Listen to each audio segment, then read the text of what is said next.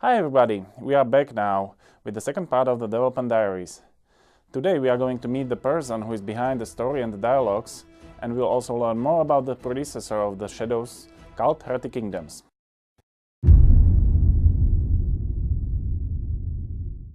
There really is only one right person to talk to about Cult, and it's Chris Bateman from International Hobo. Chris is the author of Cult Heretic Kingdoms, Discworld Noir, Ghostmaster and Shadows Heretic Kingdoms 2. Unfortunately, because of his workload and the huge geographic distance, he wasn't able to join us in person, so instead he will join us with Skype. Chris, I know it has been very difficult for you to join us due to your workload and new baby, so we appreciate at least the virtual opportunity to talk to you. Can you tell us more about your role in Cult and the connection between Cult and Shadows? Hello, it's good to be with you today. As you say, my name is Chris Bateman. I was the game designer and writer on Cult Heretic Kingdoms, and I'm also worked on the design team and the narrative lead and the script writer for the new game, Shadows Heretic Kingdoms.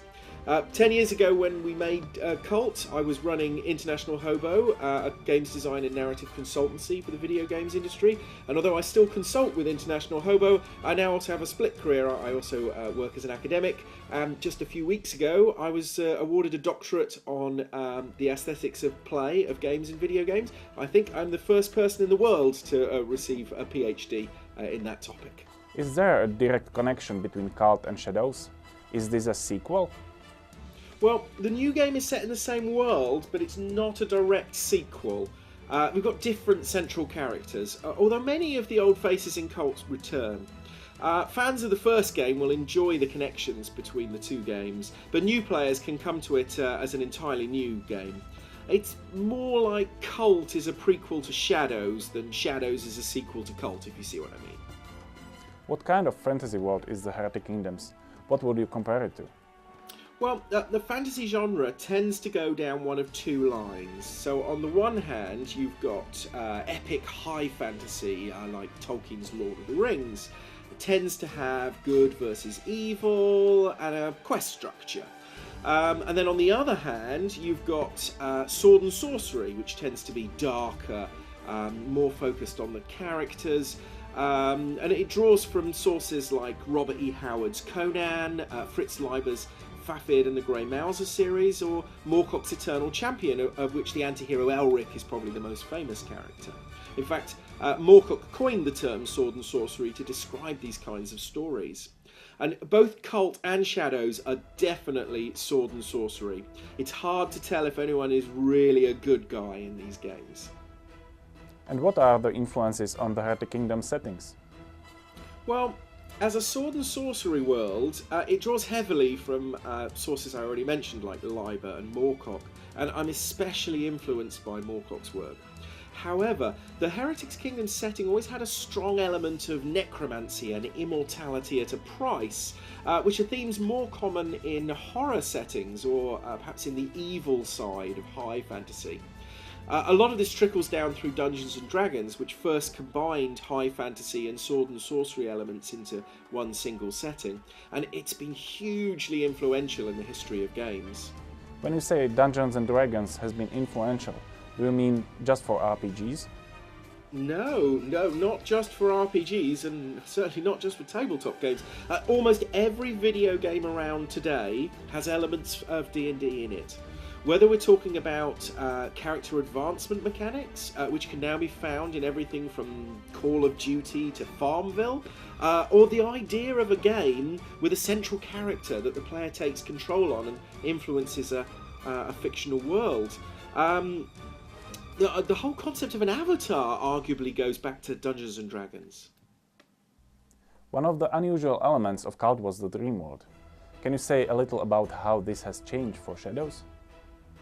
Well, in Cult, the dream world was a parallel dimension that you could switch into to gain various tactical advantages in combat. And that all remains in Shadows. However, the world of dreams has been corrupted, and demons are escaping from the hell dimension known as Shattered Heaven. It's a much more dangerous place than it was in the first game. We also have some travel to other dimensions in Shadows, although I can't really say too much about that at this stage. Chris, thanks for your time, it was great to hear from you. And now let's go back to the studio and meet Peter Hornak. So now we are back in our studio, and right next to me is Peter, who's going to show us something more about the Shadows Heretic Kingdoms. Hi, my name is Peter. I'm head of scripting, and I'm very glad to show you the beginning of the game. At the start of the Shadows Heretic Kingdoms, the Devourer can choose which soul to consume. Thus the player can select from the first three main characters, Kalik, Jasker and Evia. Each of them is unique and radically different, not only in skills and combat style, but also in personality and dialogues. Furthermore, each character has their own personal quest throughout the entire game. So to accomplish all quests, you will need to play the game with each character. Player has two different forms at the beginning, Shadow form of the Devourer and Mortal War form. Three main souls can be selected, Kalik, the Bandit King of Thole, Evia, the Daughter of Fire, and the Jasker, the Wild Boar. Kalik, the Bandit King of Thole, was usurped and murdered by his son Namek for control of the Guild of the Steel, a powerful mercenary order in the Outlands. He is a melee character, skilled with two-handed weapons and heavy armors. Evia is also known as the Daughter of Fire. Her mother was the last god empress of the Garulian Empire. She was a renegade who tried to overthrow the empire. She is a powerful magician, skilled in several schools of magic. Jasker, the Wild Boar, is a legendary hero of Corwenthe, who along with the House Malphagon overthrew the Theocrat in the Second Rebellion. He is skilled in the range combat. Later during the game, also other souls can be consumed. 14 different playable characters are placed throughout the game, and only few of them are human. No two characters are alike. We are going to uncover much more about the characters on the website and in the diaries, so watch out.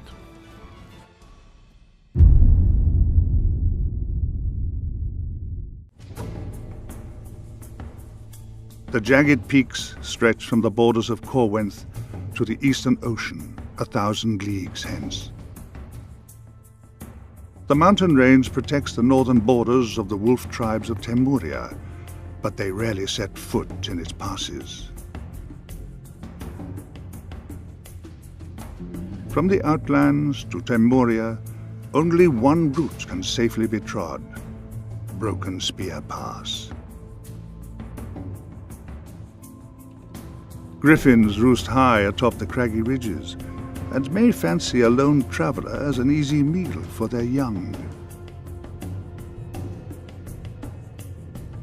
Worse horrors lurk in the dark places, unseen by any mortal eye.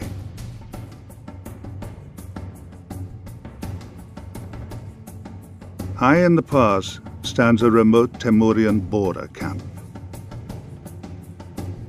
Few who are not of the wolf tribes pass beyond into the Temurian wilds.